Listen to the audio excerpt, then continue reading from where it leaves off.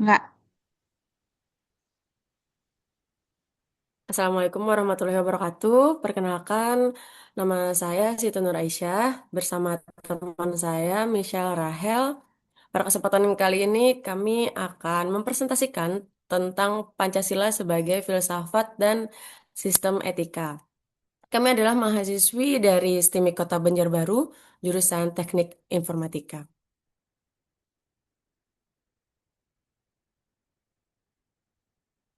Baiklah, yang pertama kita bahas yaitu tentang mengapa Pancasila merupakan sistem filsafat. Yang pertama yaitu karena merupakan bahan renungan yang mengunggah kesadaran para pendiri negara. Lalu filsafat juga merupakan awal dari ilmu pengetahuan. Filsafat disebut juga sebagai Mother of Science. Lalu seluruh peraturan yang berlaku di Indonesia harus berdasarkan diri pada Pancasila.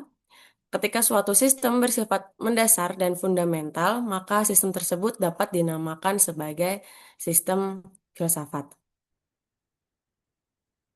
Mengapa manusia memerlukan sistem filsafat? Karena yang pertama mereka tidak tahu dengan pasti makna hidup mereka dan arah harus tempuh dalam kehidupan mereka. Lalu, filsafat melalui kerjasama dalam disiplin ilmu lain memainkan peran yang sangat penting untuk membimbing manusia kepada keinginan-keinginan dan aspirasi mereka. Filsafat Pancasila sebagai genetivus objectivus, yaitu nilai-nilai Pancasila dijadikan sebagai objek yang dicari landasan filosofinya berdasarkan sistem-sistem dan cabang-cabang filsafat yang berkembang di Barat. Selanjutnya, filsafat Pancasila sebagai genetivus subjektivus. Nilai-nilai Pancasila dipergunakan untuk mengkritisi sebagai berbagai aliran filsafat yang berkembang, baik menemukan hal yang sesuai dengan nilai-nilai Pancasila maupun untuk melihat nilai-nilai yang tidak sesuai dengan nilai-nilai Pancasila. Menggali sumber historis, sosiologis, politis tentang Pancasila sebagai sistem filsafat. Pada 12 Agustus 1928, Soekarno pernah menulis di Suluh Indonesia yang menyebutkan bahwa nasionalisme adalah nasionalisme yang membuat manusia menjadi perkakasnya Tuhan dan membuat manusia hidup dalam roh. Lalu, secara sosiologis, kelompok pertama masyarakat kita terbagi menjadi masyarakat awam yang memahami Pancasila sebagai sistem filsafat yang sudah dikenal masyarakat Indonesia dalam bentuk pandangan hidup. Lalu yang kedua, ada masyarakat ilmiah akademis yang memahami Pancasila sebagai sistem filsafat dengan teori yang bersifat akademis. Lalu pada segi politis, kembali terbagi menjadi dua kelompok. Yang pertama, meliputi wacana politis tentang Pancasila sebagai sistem filsafat pada sidang BPUPKI, sidang PPKI, dan kuliah umum Soekarno antara tahun 1958 dan 1959 tentang pembahasan sila-sila Pancasila secara filosofis. Lalu yang kedua, mencakup berbagai argumen politis tentang Pancasila sebagai sistem filsafat yang disuarakan kembali di era reformasi dalam pidato politik Habibie 1 Juni 2011. Pentingnya Pancasila sebagai sistem filsafat, yaitu agar dapat diberikan pertanggungjawaban rasional dan mendasar mengenai sila-sila dalam Pancasila sebagai prinsip-prinsip politik, agar dapat dijabarkan lebih lanjut dalam menjadi operasional dalam penyelenggaraan negara, agar dapat membuka dialog dengan berbagai perspektif baru dalam kehidupan berbangsa dan bernegara, dan agar dapat menjadi kerangka evaluasi terhadap dan yang bersangkut paut dengan kehidupan bernegara, berbangsa, dan bermasyarakat. Bagaimana Pancasila menjadi sistem etika? Yaitu untuk mengembangkan dimensi moralitas dalam diri setiap individu, sehingga memiliki kemampuan menampilkan sikap spiritualitas dalam kehidupan bermasyarakat, berbangsa, dan bernegara. Pengertian nilai dalam penggunaan secara umum menurut Lacey. Ada enam. Yang pertama yaitu sesuatu yang fundamental yang dicari orang sepanjang hidupnya, suatu kualitas atau tindakan yang berharga, suatu kualitas atau tindakan sebagian membentuk identitas seseorang sebagai evaluasi diri, lalu suatu kriteria fundamental bagi seseorang untuk memilih sesuatu yang baik di antara berbagai kemungkinan tindakan. Sesuatu standar yang fundamental yang dipegang oleh seseorang ketika bertingkah laku bagi dirinya dan orang lain. Sesuatu hubungan yang tepat dengan sesuatu yang sekaligus membentuk hidup yang berharga dengan identitas kepribadian seseorang. Nah, ada etika Pancasila dalam kehidupan bermasyarakat. Yang pertama, menolak berbagai macam bentuk suap dalam proses pemilihan wakil-wakil rakyat.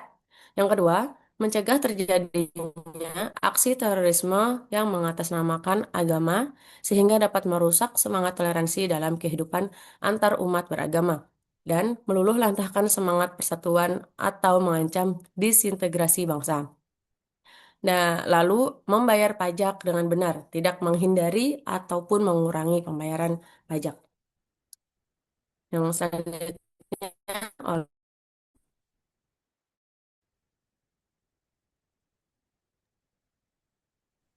Baik, akan saya lanjutkan. Terima kasih, Aisyah. Eh, Sumber historis tentang Pancasila sebagai sistem etika. Pada zaman Orde Lama, Pancasila sebagai sistem etika masih berbentuk sebagai pil filosofis Grundslag atau Weltanschauung. Pada zaman Orde Baru, Pancasila sebagai sistem etika disosialisasikan melalui penataran P4 dan diinstitusionalkan dalam wadah BP7. Pada era reformasi, Pancasila sebagai sistem etika tenggelam dalam hiruk-pikuk perebutan kekuasaan yang menjurus kepada pelanggaran etika politik. Selanjutnya, sumber sosiologis tentang Pancasila sebagai sistem etika berasal dari nilai budaya dan kehidupan masyarakat Indonesia, tercermin dalam gotong royong, musyawarah, toleransi, dan kekeluargaan, menjadi pedoman perilaku yang baik dalam kehidupan sosial, mewujudkan persatuan, keadilan, dan kesejahteraan bersama, membentuk karakter bangsa yang beretika dan bermoral.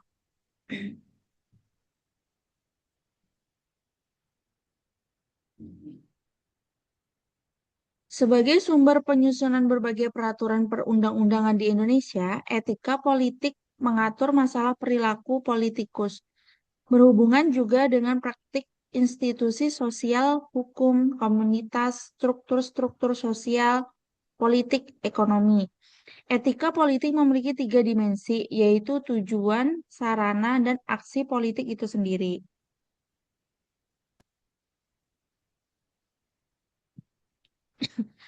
Pancasila sebagai dasar nilai pengembangan ilmu.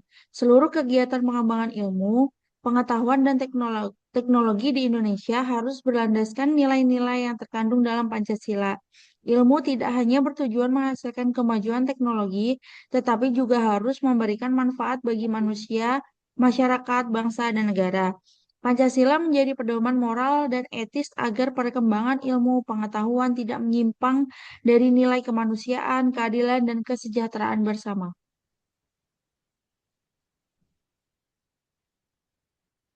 Urgensi Pancasila sebagai dasar nilai pengembangan ilmu. Yang pertama, Pancasila mencegah berubahnya cara pandang masyarakat akibat berkembangnya iptek. Yang kedua, Pancasila sebagai pengendali moral dalam pengembangan iptek.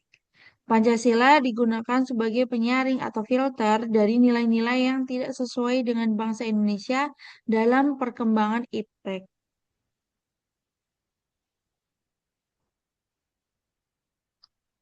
Mengapa Pancasila diperlukan? Pancasila digunakan sebagai penyeimbang antara pengembangan iptek dan lingkungan. Nilai-nilai Pancasila digunakan sebagai sarana untuk mengontrol cara pikir dan tindakan masyarakat terhadap perkembangan iptek.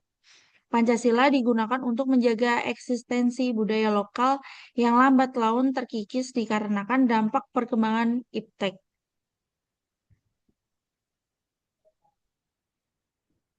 Sumber historis sosiologis politis tentang Pancasila sebagai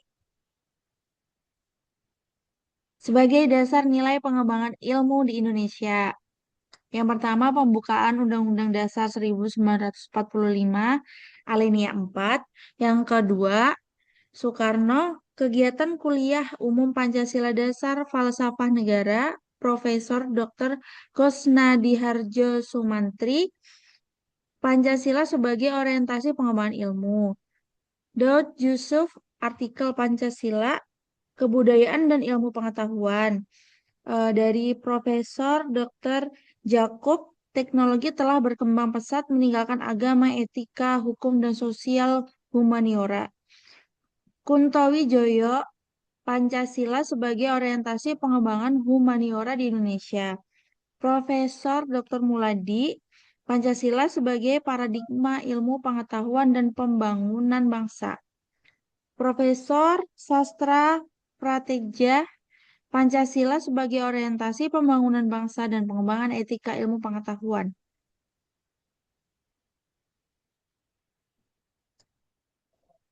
Sumber sosiologis Pancasila sebagai dasar nilai pengembangan ilmu di Indonesia. Sumber sosiologis Pancasila sebagai dasar nilai pengembangan ilmu di Indonesia ditemukan pada sila ketuhanan dan kemanusiaan.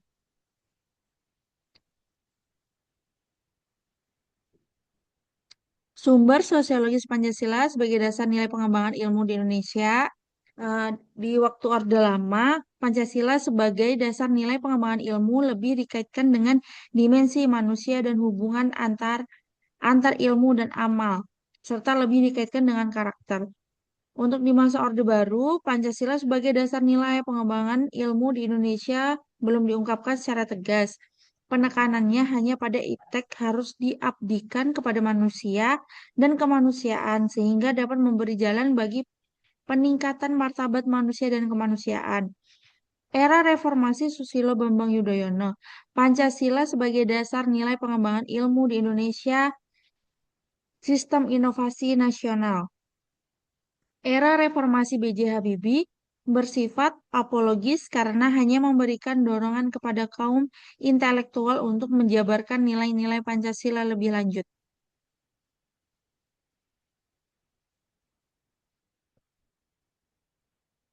Urgensi Pancasila sebagai dasar nilai pengembangan ilmu di Indonesia. Perkembangan iptek di Indonesia dewasa ini tidak berakar pada nilai-nilai budaya bangsa Indonesia. Yang kedua, perkembangan iptek di Indonesia dewasa ini tidak berakar pada nilai-nilai budaya bangsa Indonesia sendiri. Yang ketiga, perkembangan iptek di Indonesia lebih berorientasi pada kebutuhan pasar. Yang keempat, pengembangan iptek di Indonesia belum melibatkan masyarakat luas. Sekian dari kami. Mohon maaf apabila ada salah kata atau ucapan. Eh, Sekian, wassalamualaikum warahmatullahi wabarakatuh.